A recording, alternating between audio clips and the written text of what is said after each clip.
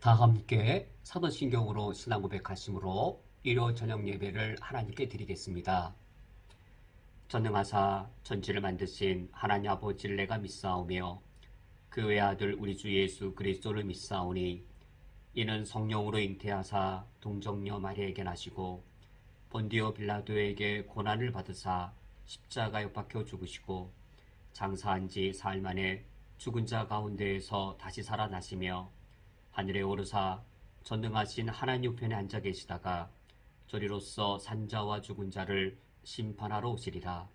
성령을 믿사오며 거룩한 공회와 성도가 서로 교통하는 것과 죄를 사하여 주시는 것과 몸이 다시 사는 것과 영원히 사는 것을 믿사옵나이다. 아멘.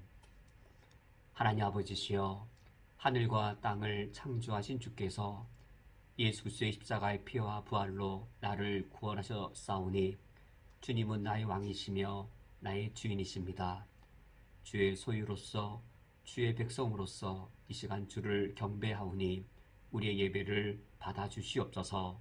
예수 그리스도의 이름으로 기도합니다. 아멘. 다 함께 찬양하시겠습니다. 찬송가 410장 내 맘에 한 노래 있어 찬양하겠습니다.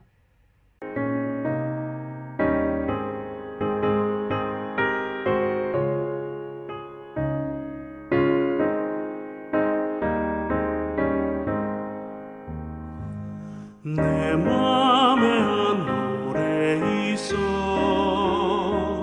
나 즐겁게 늘 부르네 이 노래를 부를 때에 큰 평화 임하도다 평화 평화 하나님 주신 선물 그 놀라운 주의 평화 하나님 선물일세 주 십자가 지심으로 날 구원해 주셨으며 주 예수님 고난받아 나 평화 누리도다 평화 평화 하나님 주신 선물 그 놀라운 주의 평화 하나님 선물일세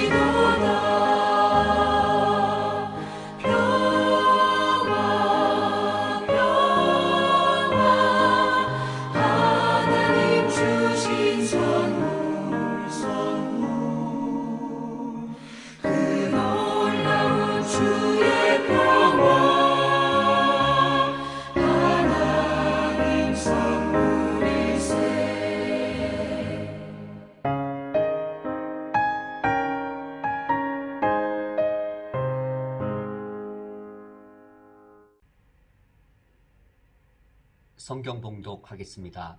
오늘 성경 말씀은 구약 성경 호세아서 1장 10절부터 2장 1절까지의 말씀입니다.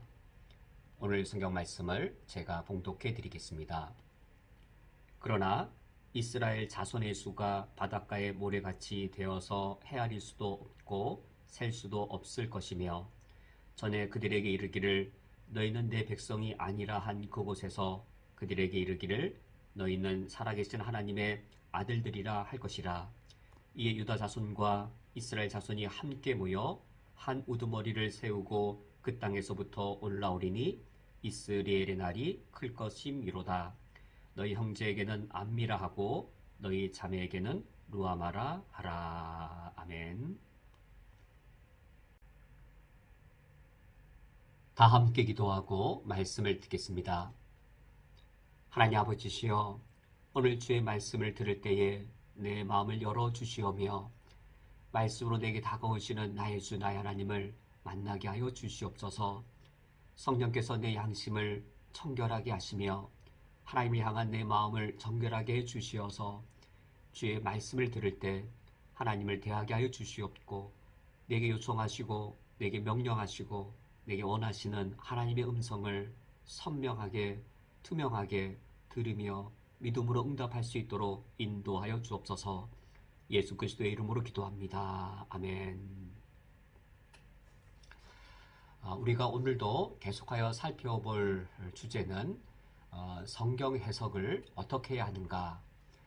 성경 해석을 할 때 성경의 주제가 하나님의 나라인데 하나님의 나라라고 하는 큰 주제 아래에서 어떻게 성경을 해석해야 하는가에 관한 매우 중요한 사실을 오늘도 계속하여 살펴보고자 합니다.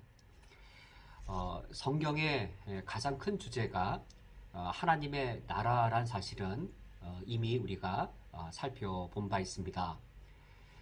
예수님의 첫 번째 설교와 마지막 설교를 비교해 보면 예수님의 첫 번째 설교가 회개하라 천국이 가까이 왔느니라 라고 하는 하나님의 나라의 선포로 시작하여서 예수님의 마지막 이 설교, 부활하신 후 40일 동안 이 땅에 계실 때 예수님의 마지막 설교도 하나님 나라에 관한 가르침이었습니다. 또 예수님께서 주기도문을 통하여서 우리에게 하나님의 나라를 구하도록 또 가르쳐 주기도 하셨지요. 이처럼 예수님의 가르치신 그 이 사역들과 내용들을 보면 하나님의 나라가 바로 예수님의 메시아 사역의 목적이었음을 알 수 있습니다. 당연히 그러므로 성경의 주제도 하나님의 나라란 사실을 우리가 이 한 가지 사실을 보더라도 우리가 명확하게 알 수 있습니다. 뿐만 아니라 이 교회 역사를 담고 있는 사도행전을 보더라도 동일한 결론을 우리는 재확인할 수 있습니다. 사도행전의 시작이 예수님의 설교로 시작해서 사도행전의 마지막이 사도 바울의 설교로 맞춰집니다.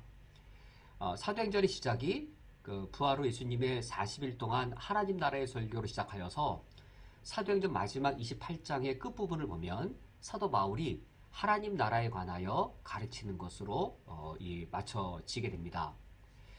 교회의 역사, 예수 그리스도의 복음이 예루살렘에서 시작되어져서 온 유대와 사마리아와 땅끝까지 퍼지게 되어질 이 예수 그리스도의 복음, 이 복음과 함께 교회의 역사가 시작되고 확장되어지는데 이 교회 역사가 궁극적으로는 하나님의 나라라는 사실인 것이죠.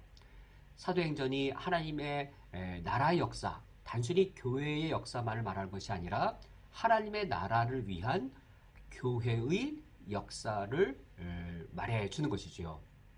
이처럼 예수님의 메시아 사역을 볼 때 성경의 핵심 주제가, 성경 전체를 포괄하는 주제가 하나님의 나라인 것을 우리가 이미 확인할 수 있겠고, 또 사도행전을 통해 교회의 역사를 보더라도 하나님의 나라가 성경 전체를 지배하는 주제가 될 것임을 우리가 확인할 수 있습니다.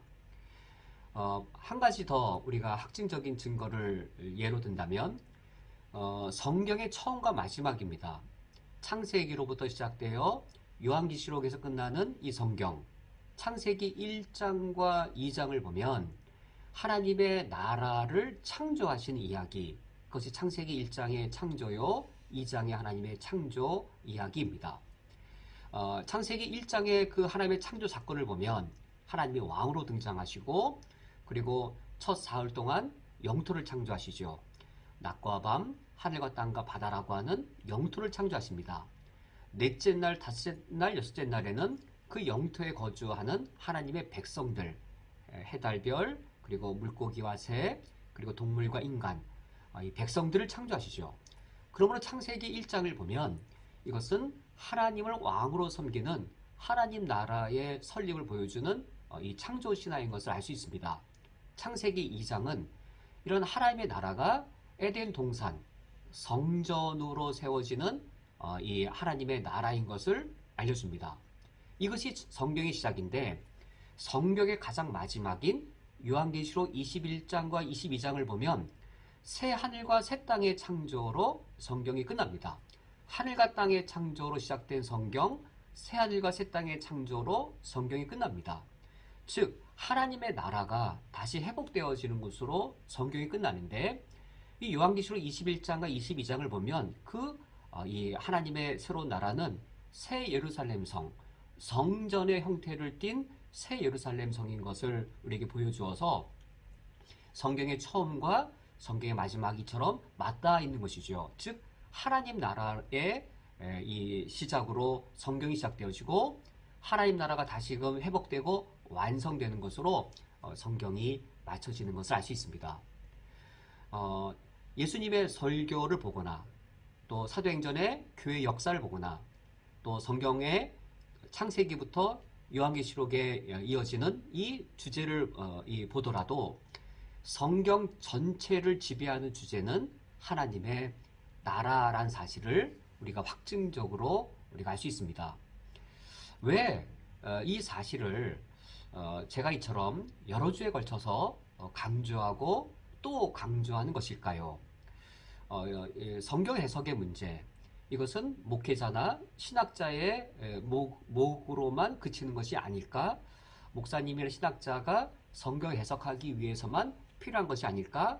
라고 생각하신다면 그것은 큰 오해입니다. 성경 전체를 지배하는 주제가 하나님의 나라란 사실이 우리 모든 그리스도인들에게 강력하게 요구하는 사실이 무엇일까요? 바로 이 부분 때문에 제가 하나님의 나라의 관점에서 성경 해석해야 함이 매우 중요한 것을 강조하는 것이죠. 하나님의 나라가 성경의 목적이라는 사실은 구체적으로 말하면 이겁니다. 성경이 우리에게 아주 강력하게 요구하는 사실이 이겁니다. 하나님이 나의 왕이란 사실입니다. 우리 그리스도인들이 기독교 신앙을 가진 이후에 여전히 내가 내 인생에 왕 노릇하려고 하는 경우가 여럿 있습니다. 그러나 성경 전체를 지배하는 가장 강력한 주제는 하나님의 나라입니다. 하나님을 왕으로 섬기는 하나님 나라의 시작, 하나님 나라의 회복, 하나님 나라의 완성입니다. 우리가 하나님께 찬양할 때 왕이신 나의 하나님, 우리 찬양을 드리죠. 왕이신 나의 하나님, 이것이 우리 그리스도인들이 신앙생활을 할 때에 가장 중심된 신앙 고백입니다. 하나님, 주님은 나의 왕이십니다. 하나님을 나의 왕으로 고백한다는 것은 구원받은 나에 대한 자기 인식이 동반되는 것이죠. 우리는 주의 백성이오니 라는 고백인 것입니다. 하나님이 나의 왕이시고 나는 주님의 백성입니다. 왕이신 하나님은 내가 거룩한 백성이 되기를 원하십니다. 그러므로 우리 그리스도인이 이 땅을 살아갈 때 하나님의 백성이 돼 거룩한 백성으로 살아가야 하는 것이죠. 우리 그리스도인들이 거룩한 백성으로 살아가야 할 그 곳은 이 땅입니다. 하나님의 영토입니다. 하나님의 영토인 이 땅을 보니까 하나님의 거룩한 이름이 모독당하고 있습니다. 하나님의 나라가 이 땅에서 이 사탄의 여러 제약의 공격에 의하여 하나님의 나라가 훼손당하고 있습니다. 하나님의 뜻이 하늘에처럼 이루어지는 것이 아니라 이 땅에서는 왜곡되고 하나님의 뜻이 좌절되는 경우들을 우리가 보게 되었습니다. 하나님이 나의 왕이시고 내가 주의 거룩한 백성이 되기를 원할 때 이 땅에서 우리가 감당해야 될 백성으로서의 소명과 사명들이 있는 것이죠. 지금 제가 간략하게 말씀드린 이 내용이 사실 성경 전체가 우리 그리스도인들에게 강력하게 요구하는 사실들입니다. 하나님이 우리의 왕으로 고백되기를, 우리 구원받은 그리스도인들이 내가 하나님의 거룩한 백성이라는 자의식을 가지고 이 세상을 거룩하게 살아가기를, 그리하여 이 땅이 예수님이 주기도문을 통하여 우리에게 기도하도록 요구하신 것처럼 하나님의 이름이 거룩하게 여김 받으시오며 하나님의 나라가 이 땅에 임하시오며 하나님의 뜻이 하늘에서 이루어진 것처럼 이 땅에서도 이루어지기를 우리 그리스도인들이 하나님 아버지 앞에 간절히 바라고 그에 맞춰 살아가는 것이지요. 그런데 만약 우리가 성경을 읽고도 이 성경의 가장 지배적 주제가 하나님의 나라인 것을 무시한 채로 내가 복음으로 읽을 수 있습니다. 나를 위한 복음으로 읽을 수 있습니다. 하나님의 왕되심을 위해 성경을 읽고 적용하는 것이 아니라 내가 위로받고 내가 격려받고 심지어 내가 축복받고 내가 원하는 것을 얻어내기 위하여 성경 말씀을 묵상하고 성경 말씀에 열심을 낼 수도 있습니다. 사실 그럴 수도 있는 것이 아니라 오늘날 한국교회가 이처럼 영적인 능력을 커다랗게 상실한 그 원인이 어디 있을까요? 긴 머리 잘린 삼손처럼 과거에 업적이 있지요. 과거에 블레셋을 물리친 화려한 삼손의 업적은 있지요. 그러나 머리가 잘리고 눈이 뽑힌 채 무능력해진 삼손처럼 한국교회가 한때는 하나님 아버지 앞에 영광된 쓰임을 받은 과거의 기억들이 있지요. 그러나 오늘 우리 한국교회가 그 영광을 뒤로한 채로 이처럼 영적으로 무기력해진 가장 큰 원인이 어디 있을까? 한국교회만큼 성경에 대한 열심을 갖고 있는 교회는 없습니다. 이처럼 성경에 대한 열심을 갖고 있는데 왜 이처럼 능력에 있어서 무력해졌을까? 그 원인이 여기에 있는 것이죠. 성경을 읽을 때 하나님 나라란 관점에서 읽지 않았기 때문입니다. 하나님의 나라란 관점에서 하나님 우리에게 요구하시고 도전하시는 바, 우리에게 명령하시는 바, 우리에게 책망하시는 바가 있는데 우리가 귀를 닫고 듣지 않았기 때문입니다. 나를 위로해주는 말씀만 듣기를 원했고 나를 격려해주는 말씀만 듣기를 원했고 이 세상을 나도 세상 사람들 부자 되는 것처럼 나도 세상 사람처럼 부자 되기를 바라면서 성경 말씀을 읽었고 이러한 그릇된 태도로 성경을 읽을 때 성경이 성경되지 못하고 하나님이 내 삶에서 하나님 되시지 못하는 그러한 안타까운 일들이 오늘 한국교회의 현실이 되었기 때문입니다. 그러므로 우리가 성경을 읽을 때 하나님 나라의 이 관점에서 읽을 필요가 있습니다. 오늘 지난번 말씀에 이어서 하나님 나라의 관점에서 성경을 읽는다는 것 과연 어떤 의미인지 우리가 함께 더 살펴보도록 하겠습니다. 우리는 성경을 이해할 때 왜 하나님 나라의 관점에서 이해해야 하는가? 그리고 하나님의 구원 역사를 왜 하나님 나라의 관점에서 이해해야 하는가? 우리가 오늘 중요한 몇 가지 부분만을 간략히 살펴보겠습니다. 우리가 성경을 열면 가장 먼저 창세기 1장부터 대하게 됩니다. 이 말씀드린 것처럼 창세기 1장은 하나님을 왕으로 섬기는 하나님 나라의 설립이지요. 하나님은 왕의 모습으로 절대적 권력을 쥐고 있는 제왕적인 군주의 모습으로 등장하십니다. 그리하여 말씀으로 세상을 창조하십니다. 이 고대 근동의 제왕적인 군주, 말 자체가 권능이고 말 자체에 힘이 있어서 제왕적 군주가 무엇을 하라라고 명령하면 즉각적으로 성취가 되듯이 창세기 1장의 이 창조자 하나님이 제왕적인 군주의 모습이십니다. 말씀으로 모든 세상을 다 창조하십니다. 첫째 날, 둘째 날, 셋째 날에는 영토를 창조하셔서 5개의 창조된 영토에 하나님이 친히 이름을 붙이시지요. 낮과 밤, 하늘, 땅, 바다라는 이 영토의 이름을 친히 지으십니다. 이 영토에 살아갈 하나님의 백성들, 하나님께서 이 5 영토에 살아갈 백성들을 넷째 날, 5째 날, 6째 날 창조하십니다. 이처럼 하나님 나라에는 세 요소가 있습니다. 왕권을 갖고 계신 하나님, 그러니까 하나님의 왕권, 그리고 영토가 있어야 되겠죠. 영토, 그리고 그 영토를 살아갈 백성. 이 세 가지의 요소가 고대 왕국의 3요소입니다. 오늘날 현대 국가도 마찬가지이지요. 주권과 백성과 영토, 이 세 가지가 있어야 현대에도 국가가 성립이 되듯이, 만약에 이 주권과 백성을 있어도 영토가 없다면 떠돌아다녀야 돼서 국가가 될 수 없지요. 또는 영토와 백성은 있지만 주권을 잃어버리면 식민지가 되어서 국가가 될 수 없습니다. 세 가지가 있어야만 나라가 되어지는데, 창세기 1장을 보면 그러합니다. 그런데 창세기 3장에 가서 보면 피조물인 인간이 하나님처럼 되고자 했습니다. 즉 왕의 위치를 그가 탐한 것이죠. 창조 세계에 하나님을 왕으로 섬기는 하나님 나라에 반역이 반란이 일어난 겁니다. 바로 이 사탄의 부추김 때문에 그러한 일이 일어난 것이죠. 인간도 사탄에 속아서 하나님께 반란을 꾀하게 되었고, 그 결과로 하나님의 나라는 사탄에게 찬탈당하게 되었습니다. 하나님의 왕권이 사탄에게 찬탈당하게 되었고, 하나님의 백성이었던 인간은 사탄의 백성이 되었습니다. 그리고 하나님이 심히 아름답게 창조하셨던 하나님 나라의 이 영토들은 이제 땅이 이제 거칠어지고, 그리고 하나님이 창조하신 피조물들 간에 서로 다툼이 일어나는 그런 더럽혀진 땅으로 전락하게 되었습니다. 하나님의 나라가 무너지게 된 것이지요. 이러한 이 인간의 범죄로 인하여 하나님의 나라가 이처럼 무너진 것에 대하여 하나님께서 인류 구원을 위한 약속을 해주십니다. 최초의 약속이 우리가 잘 알고 있는 창세기 3장 15절에 이 원시복음이지요. 그런데 하나님께서 온 인류를 구원하기 위하여 구체적인 계획을 처음 주신 것은 아브라함 때였습니다. 우리가 아브라함을 믿음의 조상이라고 우리가 부르지요.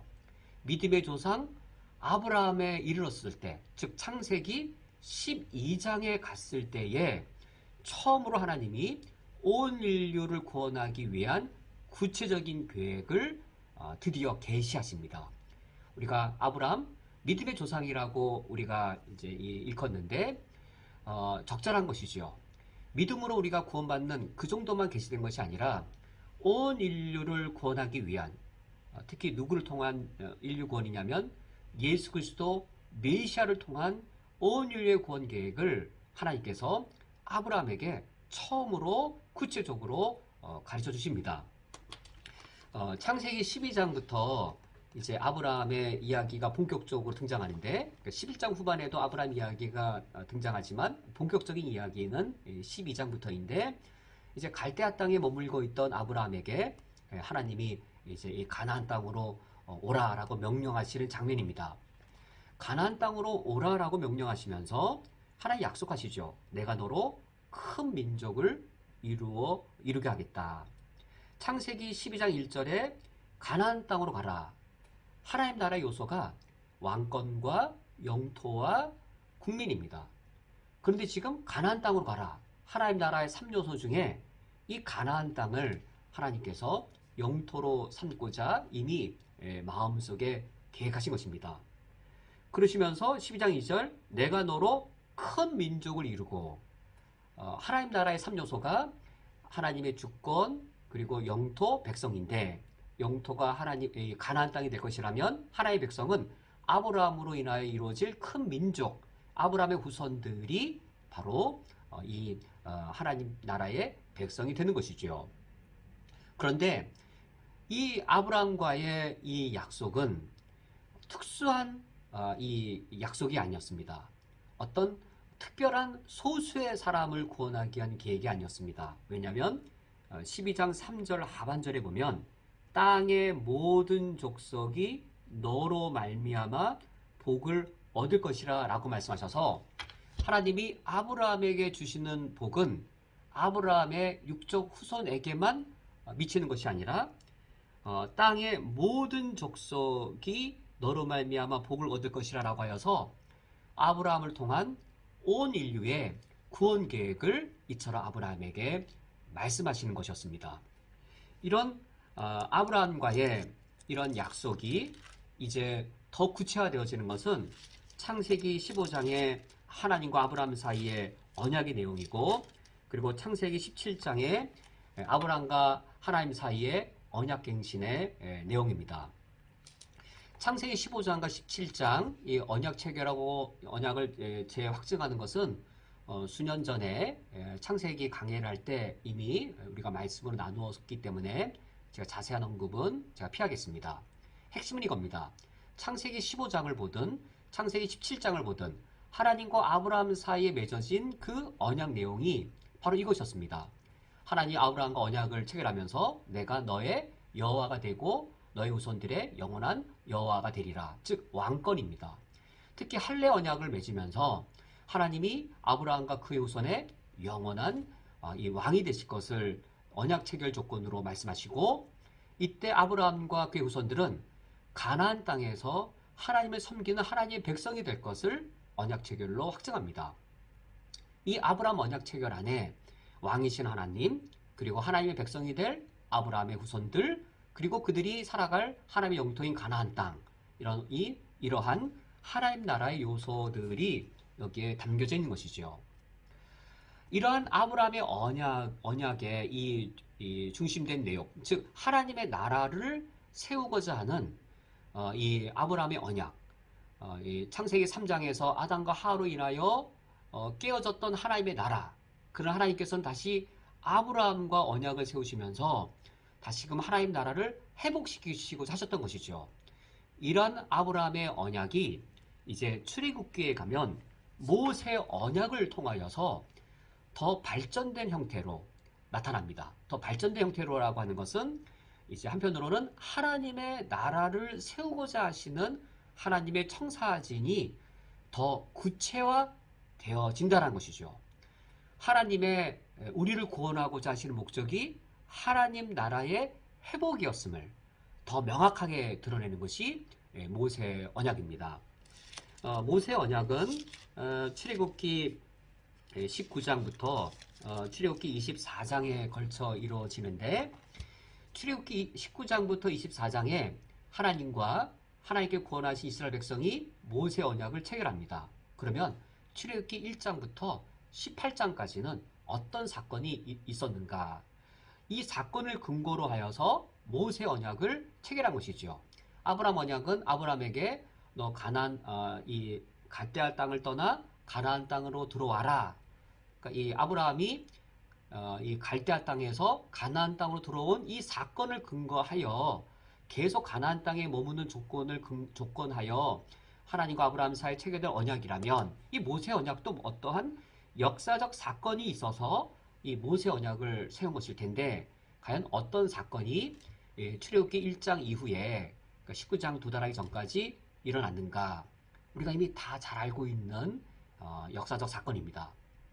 우리가 이 출애굽기 1장을 읽어보면 하나님의 나라가 사탄에 의해 찬탈된 그 현실을 눈으로 보게 되었습니다. 사탄이 하나님 나라를 찬탈해서 하나님의 백성들을 자기 백성처럼 노예로 부리고 있고, 하나님이 창조하신 하나님의 영토를 사탄이 불법과 제약으로 통치하고 있는 모습을 우리가 애굽의 바로를 통하여 엿볼 수 있게 되어집니다. 우리가 출애굽기 1장을 읽어보면 이제 요셉이 죽은 이후에 이스라엘의 12지파들, 그 이스라엘 백성들이 노예로서 노역을 하고 있는 모습을 우리가 읽게 되었습니다. 벽돌도 만들고 여러 가지 이 중노동에 시달리는 모습을 보게 되지요. 이 애굽의 왕이 바로였습니다. 그리고 이 바로의 그 왕권이 하나님의 백성인 이스라엘 백성들을 노예로 부리고 있었고, 그 애굽 땅은 폭력이, 그리고 착취가, 그리고 학대가 다스리는 땅이었습니다. 하나님 나라의 관점으로 우리가 출애굽기 1장을 읽어보면 이 애굽 나라의 이 모습이 하나님 나라가 사탄에게 찬탈된 한 면을 보여주는 것이죠. 이러한 이스라엘 백성을 하나님께서 구원해 내십니다.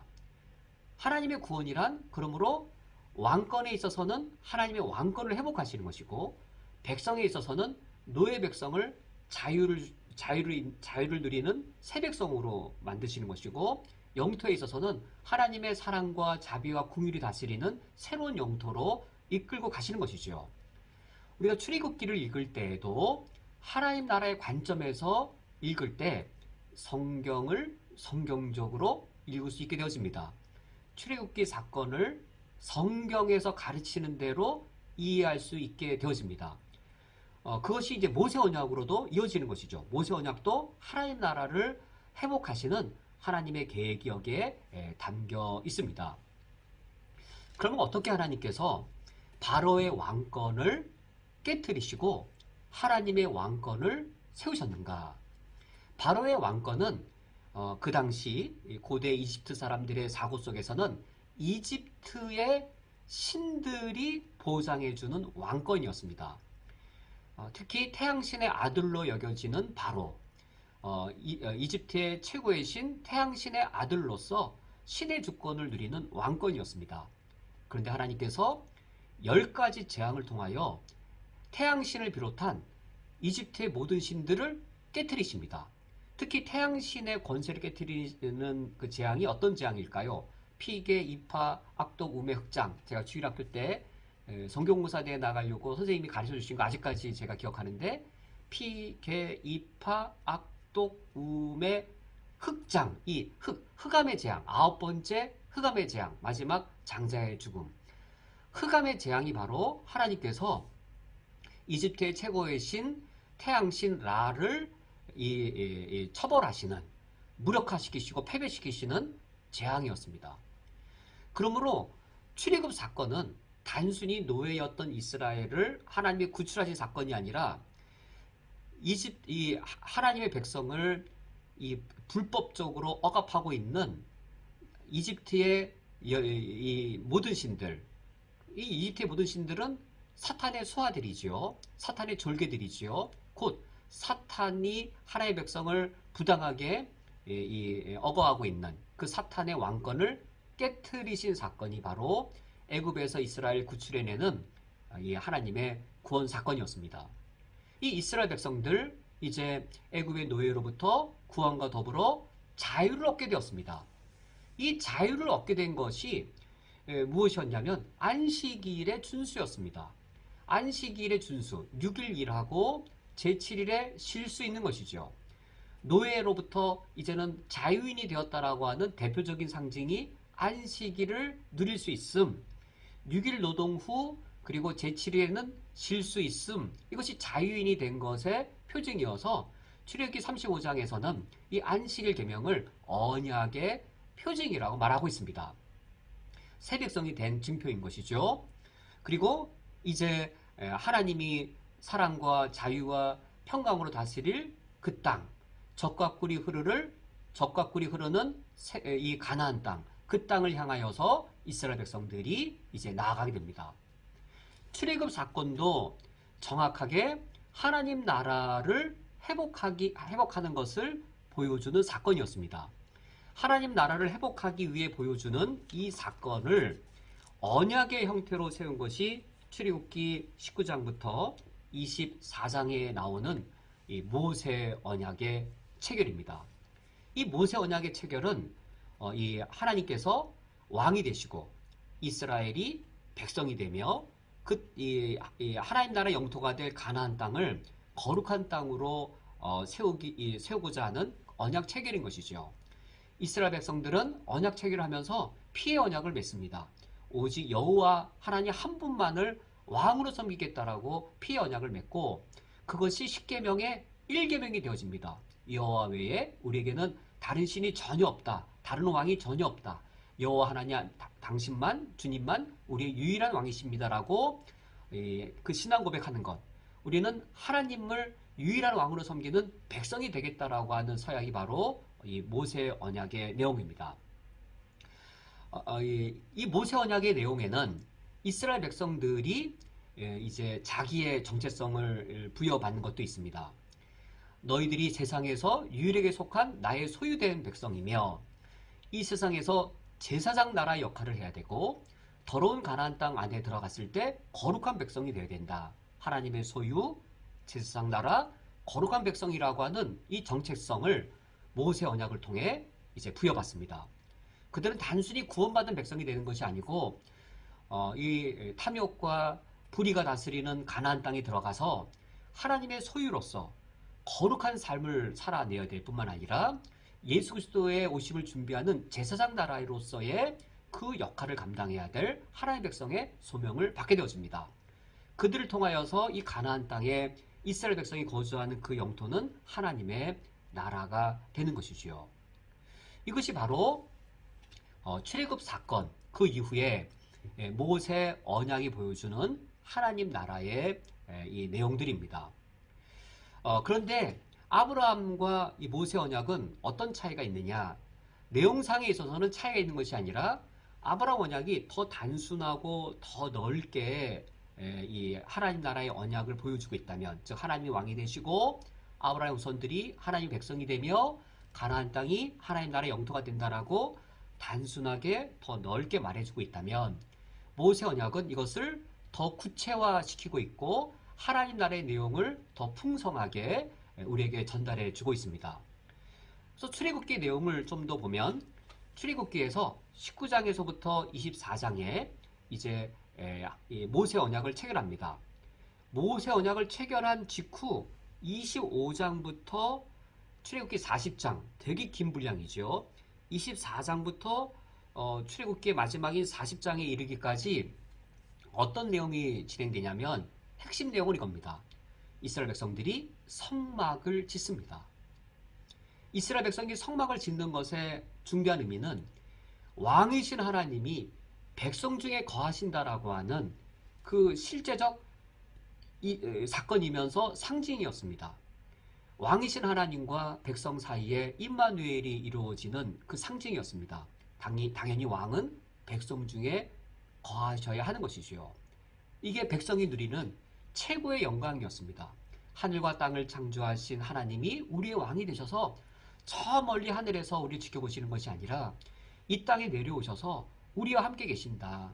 그래서 이 성전은 어떤 기능을 한다라고 여겨졌냐면 하늘과 땅이 만나는 장소, 하늘의 세계가 성전을 통하여 이 땅에 임한다라고 하는 그것이 바로 성전이었고, 이 성전의 번제단이, 이 성전의 이 법궤가 하나님의 발등상이 되어서 이렇게 왕이 이렇게 발을 이렇게 땅에 딛고 있지요. 그 왕의 발등상이 바로 이 지성소였던 것이죠. 그런 상징이면서 실제인 것이죠. 출애굽기 25장부터 40장이 진행되어지는 이 성전을 건축하는 것도 이처럼 하나님 나라의 관점에서 이해할 때 성전이 바르게 이해되어집니다. 그러면서 이스라엘 백성들이 하나님의 백성답게 살아가야 할 그 지침으로서 19장에서부터 24장 하나님이 율법을 주십니다. 이 율법이라 왕이신 하나님의 법령인 것이죠. 백성의 의무는 무엇이냐면 왕의 법을 지키는 겁니다. 율법을 주셔서 왕의 백성으로서 그 율법을 준수할 때 성전이 성전되어지고 왕이신 하나님이 백성들의 순종 가운데 그 가운데 거하시는 것이지요. 그러나 그것이 얼마나 가능하겠나요? 이스라엘 백성들이 얼마나 하나님의 이 법을 준수하면서 하나님을 왕으로 인정할까요? 왕의 법을 어긴다는 것은 하나님을 왕으로 인정하지 않는다는 것이죠. 왕 앞에서 왕이 명령한 법을 어긴다는 것은 왕을 모독하는 행위입니다. 이스라엘 백성들이 얼마나 모세 율법을 통한 하나님의 법령들을 신실하게 또 진정으로 또 완전하게 지켰을까요? 간음하고 음란하고 탐욕을 저지르고 법정에 가서 돈 많은 이 사람들이 이 재판관을 매수해서 의인을 오히려 처벌받게 하고 돈 많은 악인이 풀려나는 이런 가증한 일들이 여호와 앞에 얼마나 많이 벌어졌는가요? 그리하여 출애굽기 다음에 레위기가 등장합니다. 하나님께서 이스라엘 백성에게 하나님의 백성으로 살기 위해 율법만 주신 것이 아니라 레위기에 성전 제사와 성전의 모든 규례들을 더불어 오셨습니다. 제사장을 세우시고 그리고 이 제사를 드릴 여러 다양한 제사 제도를 세우심으로 이스라엘 백성들이 하나님의 법을 지키지 못할지라도 이제 이 성전의 제사를 통하여 다시금 하나님의 백성으로 회복될 수 있는 그 길을 열어 주신 것이지요. 그래야만 이스라엘 나라가 하나님의 나라로 계속 존재할 수 있게 되는 겁니다. 이스라엘 나라가 하나님의 나라가 되기 위해서는 첫 번째로는 백성들이 하나님의 법을 잘 지켜야 되는 것이지요. 그러나 이스라엘 백성들이 가나안 땅에 들어가서 블레셋 사람들처럼 모압 사람들처럼 간음하고 탐욕에 쩌들고 하나님의 법을 어기면 이스라엘 나라가 다시 가나안 나라처럼 타락하게 되는 것이지요. 그것을 다시 정결케 하기 위하여 성전과 성전 제사 제도가 있으므로 율법과 성전 두 가지에 의해 이스라엘 나라가 계속하여 하나님의 나라로 세워질 수 있게 되었습니다. 그러나 이스라엘 백성들의 범죄가 얼마나 심각하고 얼마나 이 추악함을 지속했는지 하나님의 마음을 정말로 끊어질 듯 아프게 만들었습니다. 하나님께서 이 성전과 제사 제도를 주신 것은 그래 너희들이 율법을 갖고 있다가 뭐 지키기 힘들면 어겨도 된다. 그때면 다시금 내게 돌아와서 성전 제사를 통해 이 제사 받을 길이 있다. 라는 식으로 하나님께서 주신 것일 리가 전혀 없는 것이지요. 가나안 땅에 정착한 이후에 이스라엘 백성의 모습은 마치 호세아 선지자의 아내 고멜과도 같았습니다. 하나님께서 이스라엘 백성들에게 언약의 축복을 주시면 그 언약의 축복을 가지고 오히려 바알에게 제사 제물을 갖다 바쳤고 바알에게 가서 영적인 음탕한 짓들을 행하는 고멜과도 같은 것이 이스라엘 백성이었습니다. 이런 그들을 하나님께서 과연 어떻게 하셨을까? 하나님께서 이 호세아에게 이제 이 하나님의 마음 그것을 이스라엘 백성에게 알려주시기 위해 음란한 여자를 맞이하여 아내를 삼으라라고 호세아에게 명령하시죠.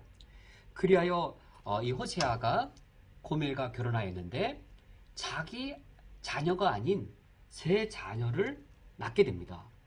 자기 자녀가 아닌 그 자녀를 낳았을 때에 하나님께서 여기에 구원의 의미를 담아서 그 자녀들의 이름을 짓게 하십니다.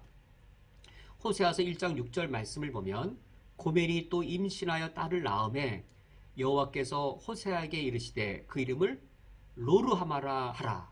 내가 다시는 이스라엘 족속을 긍휼히 여겨서 용서하지 않을 것임이라 라고 말씀하십니다. 여기 로르하마 히브리어로 로가 영어로 낫 또는 노우에 해당되어지는 부정어입니다. 루하마가 이제 긍휼히 여김을 받다라는 뜻인데 로자가 붙으니까 부정어가 되어서 긍휼히 여기지 않겠다. 이 호세아가 고멜의 죄를 용서하지 않겠다라는 그런 표시이지요. 또 한 아들을 낳았는데 9절 말씀에 그 아들에 대해 이런 이름을 짓게 하십니다. 여호와께서 이르시되 그의 이름을 로암미라 하라. 너희는 내 백성이 아니요 나는 너희 하나님이 되지 아니할 것임이라. 로암미, 로자도 부정어이고 암미, 내 백성이란 뜻입니다. 로암미, 내 백성이 아니다. 호세아의 자기 자녀가 아니니까 내 아들이 아니고 내 백성이 아닌 것이지요. 우리 인간의 하나님을 향한 우리의 죄악들 로루하마, 로암미에 해당되는 것입니다. 그러나 하나님께서 이 호세아를 통하여 이 계시해 주신 하나님의 사랑 로암미와 로루하마에 불과한 우리를 향하여 그리할지라도 구원 계획을 포기하지 아니하시고 구원하실 계획을 이루어 가시지요. 그것이 바로 우리가 오늘 읽은 호세아서 1장 10절부터 2장 1절까지의 말씀입니다. 호세아서 1장 10절 말씀을 보면 그러나 이스라엘 자손의 수가 바닷가의 모래같이 되어서 헤아릴 수도 없고 셀 수도 없을 것이며 그럼에도 불구하고 하나님께서 하나님의 나라를 이루시고 우리를 구원하실 때 그 백성의 수요는 바다의 모래같이 셀 수 없을 정도가 되어 아브라함의 언약이 성취될 것임을 말씀해 주십니다. 그리고 전에 그들에게 이르기를 너희는 내 백성이 아니라 한 그곳에서 그들에게 이르기를 너희는 살아계신 하나님의 아들들이라 할 것이라. 로암미라 했던 그 이름을 바꾸어서 암미라고 이제 바꿔주시겠다라고 한 것이죠. 그러면서 1장 11절에 아주 중요한 말씀이 나오는데, 이에 유다 자손과 이스라엘 자손이 함께 모여 한 우두머리를 세우고 그 땅에서부터 올라오리라. 여기 유다 자손 그리고 이스라엘 자손 둘이 등장합니다. 호세아가 이 예언을 할 때의 이스라엘 상황은 남쪽과 북쪽으로 나뉘어진 상황이었고, 북이스라엘은 아수르에 멸망되어서 흩어지고 이 열 지파는 정체성이 사라진 시기입니다. 열 지파는 없습니다. 북이스라엘 열 지파, 그 지파가 정체성을 가지고 이어져 나오지 못했습니다. 흩어진 이 열 지파는 이방 속에 흩어져 버렸습니다. 그리고 유다 자손은 이 바벨론에 의해 그 후대에 멸망당하게 되었지만, 그 유다 자손들이 유대인들이 되어서 지금도 우리는 유다 자손을 유대인이라고 부르는 것이죠. 그들 정체성을 유지한 것이죠. 그런데 메시아 때가 되면 유다 자손과 이스라엘 자손, 이방 백성 중에 흩어져 버려져서 정체성을 상실한 열 지파들이 유다 자손과 이 북이스라엘의 자손들이 함께 모여서 한 우두머리를 세우고 라고 되어 있습니다. 한 우두머리가 바로 메시아입니다. 메시아를 공통의 우두머리를 세우고 유다와 이 이스라엘이 함께 모인다고 하는 것인데, 이 유다는 혈통적으로 아브라함의 후손들을 가리키는 것이죠. 그리고 이 이스라엘은 이방 중에 흩어진 열 지파, 그러므로 이방인들 중에서 영적 아브라함의 후손들을 말하는 것이죠. 그들이 함께 모여 하나님의 백성이 될 날이 있음을 이처럼 호세아 선지자가 예언합니다. 그러면서 2장 1절, 너희 형제에게는 암미라 하고 너희 자매에게는 루아마라 하리라 라고 하여서 하나님이 로암미라 하였던 이름을 암미로 바꿔줘서 내 백성 삼아주시고, 로루아마라고 내가 궁일여기지 아니하고 죄를 용서하지 않겠다라고 하는 그들에 대하여 이 루아마라 함으로 그들의 죄를 용서해 주실 것을 말씀해 주시는 것이죠. 이처럼 이 구약 성경을 보면 여러 언약들 그리고 선지자들의 이런 예언들이 등장하는데, 모두가 다 하나님 나라라고 하는 틀 속에서 계약 체결이 이루어지거나 예언들이 이루어지고 있습니다. 이사 선지자 예언도 그렇고, 우리가 보지 않은 예레미야 선지자의 새 언약도 그렇고, 에스겔 선지자의 언약도 그렇고, 이 예언도 그러하고, 하나님 나라의 관점에서 계약 체결과 그리고 예언의 선포들이 이루어지고 있습니다. 오늘 말씀을 맺도록 하겠습니다. 우리가 성경을 읽을 때 하나님 나라의 관점에서 읽고, 그 관점에서 우리가 하나님의 하나님 되심을 우리가 이해하고, 하나님의 하나님 되심 앞에 우리가 응답하여야 하겠습니다. 우리 인간은 항상 내 자신으로부터 출발할 가능성이 있습니다. 내가 겪고 있는 아픔과 어려움, 여기서부터 출발할 가능성이 있습니다. 내 아픔과 내 상황에서부터 출발하여 심지어 성경을 읽을 수도 있습니다. 그리하여 하나님의 하나님 되심을 성경을 읽고 나서 깨닫는 것이 아니라, 하나님 내가 지금 이렇게 힘들다니까요, 이런 내 하나님 되어주세요. 하나님 내가 정말 지금 이 지옥 같은 상황을 살고 있다니까요, 지금 이런 하나님 나라 내게 주세요 라고 하나님 나라에 나를 맞추는 것이 아니라, 내 상황에 하나님을 끌어들이고 성경을 끌어들여서 하나님 말씀을 읽고 나서도 전혀 우리가 하나님 앞에 한 걸음 한 걸음 전진하지 못하는, 하나님께 좀 더 가까이 나아가지 못하는 치명적인 우를 범할 수도 있습니다. 우리가 오늘 이 성경이 하나님 나라의 관점에 쓰였다는 사실을 좀 더 살펴보았는데, 우리가 성경을 읽을 때 하나님의 하나님 되심을 위하여 읽고, 그 하나님의 하나님 되심이 하나님의 나라로서 나에게 하나님의 왕권, 하나님의 백성됨, 하나님의 영토, 주님이 우리에게 각각 어떻게 요청하시는지 이것에 믿음으로 응답하고 순종으로 실천하는 우리가 되어질 수 있기를 주님의 이름으로 축원드립니다. 함께 기도하시겠습니다. 하나님 아버지시여, 내가 하나님의 백성입니다. 단순히 예수 그리스도의 피로 구원받은 자가 아니라 예수 그리스도의 피로 구원받은 하나님의 소유이며, 이 세상을 거룩하게 살아가야 할 거룩한 백성이며 또한 이 세상에서 예수 그리스도의 십자가 구원을 드러낼 제사장 나라입니다. 이 땅에서 내가 주의 백성으로서 소임을 갖고 있습니다. 하나님이 나의 왕이시며 왕이신 하나님을 섬길 백성으로서의 본분이 있사오니 우리가 성경을 알면 알수록 하나님의 왕되심을, 나의 백성됨의 정체성을 알게 하시고 하나님 나라가 되어야 될 이 땅에서의 나의 소명을 더욱더 구체적으로 날마다 새롭게 확인하며 확증할 수 있도록 인도하여 주옵소서. 예수 그리스도의 이름으로 기도합니다. 아멘. 다 함께 주기도로 오늘 예배를 폐하겠습니다. 하늘에 계신 우리 아버지여, 이름의 거룩히 여김을 받으시오며 나라가 임하시오며 뜻이 하늘에서 이루어진 것 같이 땅에서도 이루어지이다. 오늘 우리에게 일용할 양식을 주시옵고 우리가 우리에게 죄 지은 자를 사하여 준 것 같이 우리 죄를 사하여 주시옵고 우리를 시험에 들게 하지 마시옵고 다만 악에서 구하시옵소서. 나라와 권세와 영광이 아버지께 영원히 쌓옵나이다. 아멘.